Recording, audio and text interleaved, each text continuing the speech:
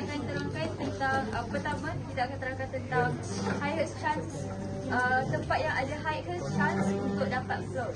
Pertama adalah dekat sini, dekat Jalan Melo dengan Jalan Bestari. Sebab apa? Sebab kat situ biasa dia banjir tau. Sebab ada sungai kat situ. So kalau korang tahu, saya pada ada sungai, dia pun ada macam apa nama dia ni, water infrastructure yang menyebabkan dia ada high chances untuk flood. Lowest chances. Okay, kawasan yang akan ada risiko rendah untuk mengalami banjir antaranya kawasan-kawasan sekolah lah, kawasan yang ada bangunan tinggi macam sekolah. Sebab apa kita orang pilih kawasan sekolah? Kawasan sekolah ni, sekolah kita dia berjauhan daripada kawasan sungai. Dan juga kawasan ni ada bangunan yang tinggi. Jadi kalau banjir pun dia tak ada efek sangat dekat kita ni.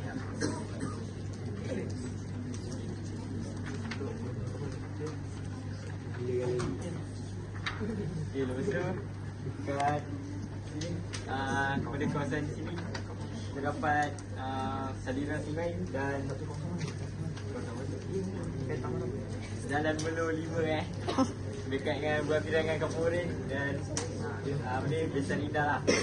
Okay, dekat sini salah satu kawasan yang akan mengalami banjir lah. Okay, jika salah satu cara yang kita boleh buat untuk tidak mengalami banjir yang amat teruk, kita boleh menanam pokok-pokok yang berakar kuat dan berbatang besar. Okay.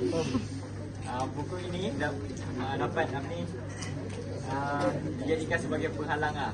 Contoh, kalau kawasan berhampiran dengan sungai ini terdapat aktiviti industri manusia macam pembinaan, pokok-pokok ini dapat menghalang daripada bahan-bahan pembinaan, daripada aktiviti tersebut daripada memasuki sungai. Lepas tu pokok-pokok di kawasan ini ditanamkan secara berjarak yang dalam berapa meter, dan 50 meter gitulah. Dia dijadikan function ni juga supaya dia dapat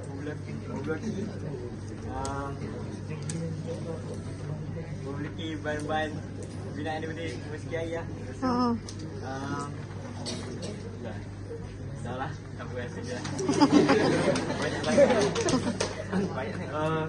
So seterusnya saya pilih yang kawasan tu, yang jalan-jalan depan pusat Pelibelah yang sikit jalan raya sini sampai yang bridge tu.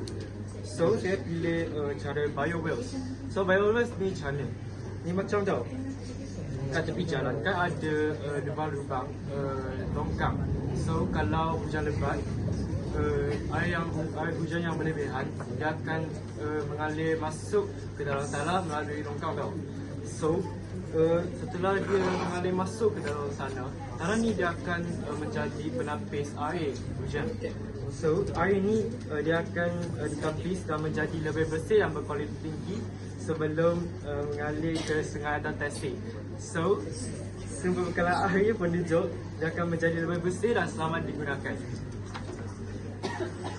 So saya memilih culture adaptation untuk bertempatan di Jalan Melo dan Jalan Bestari Indah. Memandangkan dia adalah kawasan yang senang dinaiki banjir, jadi saya cadangkanlah supaya rumah-rumah kat sini ditinggikan macam slide dalam tu tunjuk kan. Okey, yang kedua, water harvest practice dekat sini Jalan Ledang. Sebab apa? Sebab Jalan Ledang ni dia dekat dengan sungai. So kita nak praktikkan water harvest practice ni. Okay, selain itu saya memilih cara community based rice sharing at recycle center dan cultural knowledge transfer at semua sekolah ini. Dan ini dapat memberi pendidikan dengan mengadakan kempen dan ceramah dan aktiviti macam ni. Dengan ini dapat meningkatkan kesedaran dan memupuk masyarakat untuk memelihara dan memelihara masalah banjir ini. Saya memilih tempat ini dengan menggunakan langkah ubah poros kerana tempat ini kurang pokok dan ia akan menyebabkan banjir. Dengan ini, menggunakan langkah ini, penduduk di tempat itu akan berasa ketenangan akibah.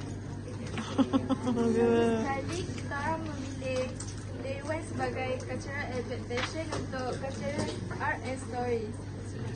Sebab Dewan ni kan tempat tumpuan awam. Bila ada batas, masyarakat masyarakat akan dapat kesedaran dan pengajaran apabila datang ke majlis yang diajarkan oleh pihak tertentu tentang menghadapi banjir. Okey, sekejap. Sekejap